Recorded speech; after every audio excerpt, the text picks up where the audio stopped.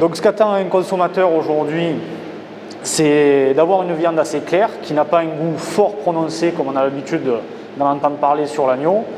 Nos races en région PACA ont cette particularité-là. La méthode d'élevage de la région PACA permet d'avoir un produit qui reste assez neutre en goût.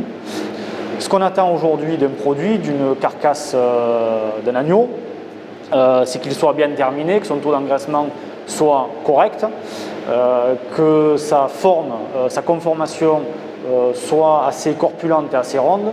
Donc ces conformations de carcasse, on les obtient de plusieurs manières. En PACA, la manière essentielle, c'est de faire du croisement de races.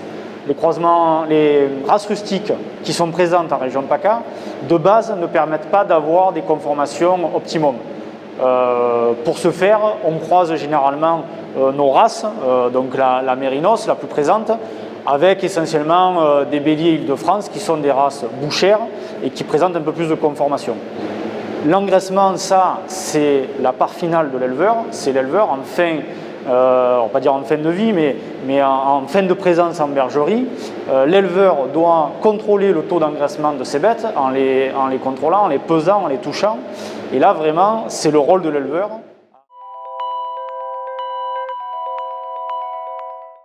Donc notre abattoir est uniquement prestataire de service. On n'achète pas d'agneaux et on ne vend pas de viande. Je vais vous présenter donc la conformation des agneaux. Les agneaux seront classifiés par des classificateurs qui sont agréés par France Agrimaire.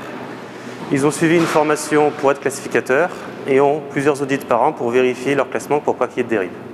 Les classificateurs travaillent pour l'abattoir, ils ne travaillent pas pour nos clients, donc ils n'ont pas de lien avec la vente. Ils suivent le classement Europe, donc de E, U, R, O, P pour la masse musculaire et 1 à 5 pour l'engraissement. Un agneau classé E va avoir des gigots très développés et beaucoup de muscles.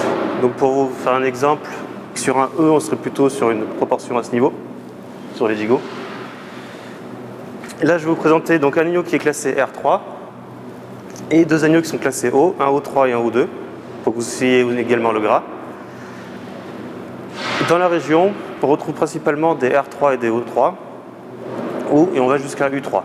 Il est très rare qu'on ait des P ou des U ou des E. Donc, comme vous pouvez le voir sur un agneau, donc là c'est un label rouge agneau de Sisteron. Sur un classement R3, on va voir les gigots qui auront une forme légèrement plus développée et on va bien voir les épaules. Contrairement à un classement E qui est beaucoup plus filiforme. Donc après, on va voir donc, le gras. Donc ça, c'est un peu plus difficile à voir parce que c'est beaucoup fait au toucher lors du classement. Donc les opérateurs touchent au niveau des côtes pour ressentir le gras. Mais sinon, vous pouvez le voir ici, celui-là est classé O2. Et on voit qu'au niveau du muscle, il y a moins de masse graisseuse que celui-là qui est classé O3.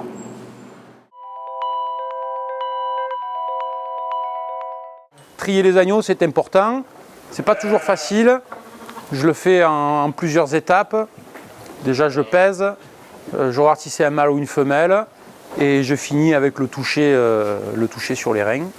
Voilà, ça me permet d'être au plus près de mon lot d'agneaux, de savoir l'évolution et de pouvoir donner à la coopérative et à mon acheteur après le meilleur de mes agneaux toutes les semaines. C'est une optimisation du revenu.